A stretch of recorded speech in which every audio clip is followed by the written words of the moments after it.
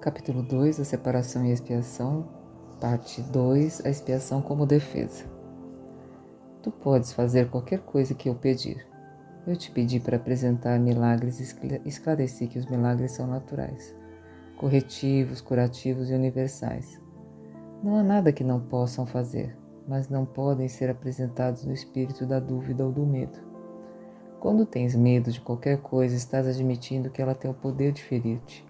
Lembra-te de que onde está o teu coração, aí também está o teu tesouro. Tu crês no que valorizas. Se estás com medo, inevitavelmente estás valorizando da forma errada. A tua compreensão dotará então todos os pensamentos com igual poder e inevitavelmente destruirás a paz. É por isso que a Bíblia fala da paz de Deus que excede o entendimento.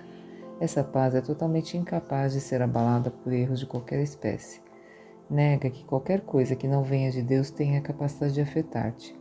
Esse é o uso apropriado da negação.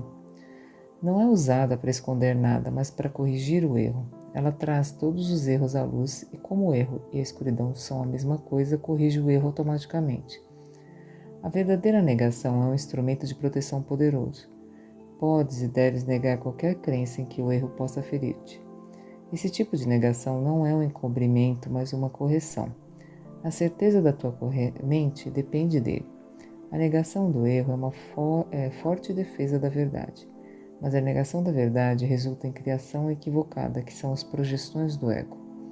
A serviço da mente certa, a negação do erro liberta a mente e restabelece a liberdade da vontade. Quando a vontade é realmente livre, não pode criar equivocadamente, porque só reconhece a verdade. Tu podes defender a verdade assim como o erro.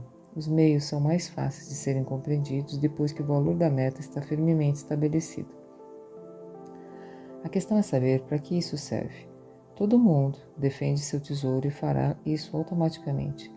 As questões reais são qual é o teu tesouro, e quanto tu o valorizas. Uma vez que tiveres aprendido a considerar essas questões e trazê-las todas as tuas ações, terás pouca dificuldade em esclarecer os meios. Os meios estão disponíveis a qualquer momento em que o pedires. Contudo, podes economizar tempo, se não protelares esse passo de forma indevida. O enfoque correto vai encurtá-lo incomensuravelmente. A expiação é a única defesa que não pode ser usada destrutivamente, porque não é um instrumento feito por ti. O princípio da expiação estava em efeito muito antes de começar a expiação. O princípio era amor e a expiação um ato de amor. Atos não eram necessários antes da separação, porque a crença em espaço e tempo não existia. Foi só depois da separação que a expiação e as condições necessárias para que ela fosse cumprida foram planejadas. Então se fez necessária uma defesa tão esplêndida que não pudesse ser usada equivocadamente, embora pudesse ser recusada. A recusa, contudo, não podia transformá-la em uma arma de ataque, que é a característica inerente às outras defesas. A expiação torna-se assim a única defesa que não é uma espada de dois gumes, só pode curar. A expiação foi construída dentro da crença no espaço-tempo, de forma a estabelecer um limite para a necessidade da própria crença, em última instância para tornar o aprendizado completo. A expiação é a lição final, o aprendizado em si, assim como as salas de aula em que ocorre a temporária. A capacidade de aprender não tem nenhum valor quando a mudança já não é necessária. Os que são eternamente criativos não têm nada a aprender. Tu podes aprender a melhorar as tuas percepções e podes vir a ser um aprendiz cada vez melhor.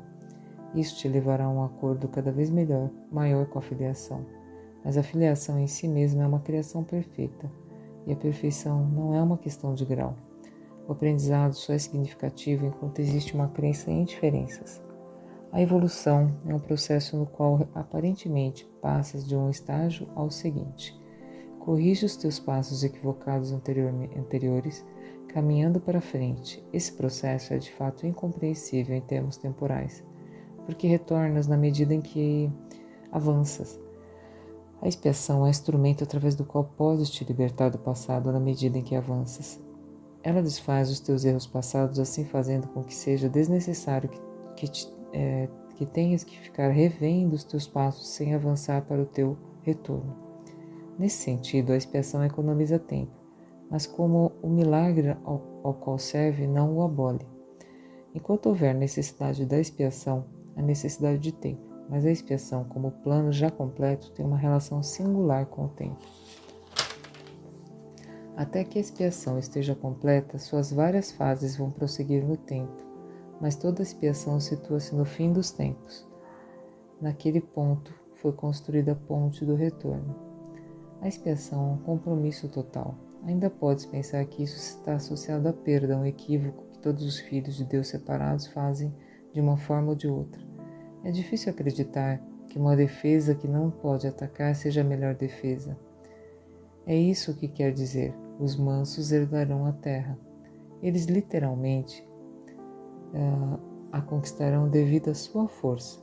Uma defesa que funciona em duas direções é intrinsecamente fraca, precisamente porque tem dois gumes e pode voltar-se contra ti de forma muito inesperada. Essa possibilidade não pode ser controlada a não ser pelos milagres. O milagre volta a defesa da expiação para a tua real proteção, e na medida em que vens a ser cada vez mais seguros, assume o teu talento natural de proteger os outros, conhecendo a ti mesmo como um irmão e um filho. Fim da leitura de hoje.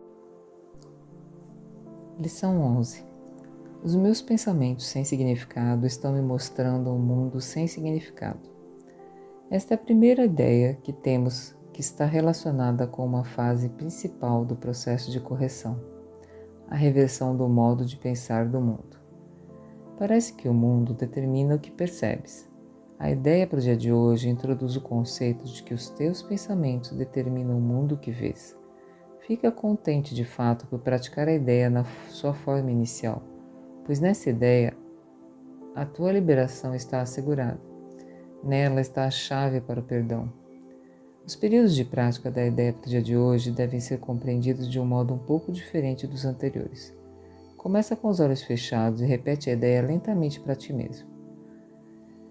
Em seguida, abre os olhos e olha ao teu redor para perto e para longe, para cima e para baixo, para qualquer lugar. Durante um minuto aproximado que vais passar usando a ideia, meramente repete para ti mesmo, estando seguro de fazê-lo sem pressa e sem nenhuma sensação de urgência ou esforço. Para fazer esses exercícios com o máximo benefício, teus olhos devem mover-se de uma coisa para outra de forma razoavelmente rápida, já que não devem deter-se em nada em particular. Contudo, as palavras devem ser usadas sem pressa, até mesmo de maneira descansada. A introdução a essa ideia em particular deve ser praticada de forma mais casual possível.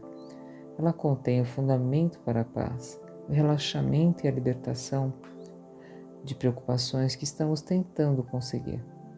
Ao concluir os exercícios, fecha os olhos e repete a ideia lentamente para ti mesmo mais uma vez.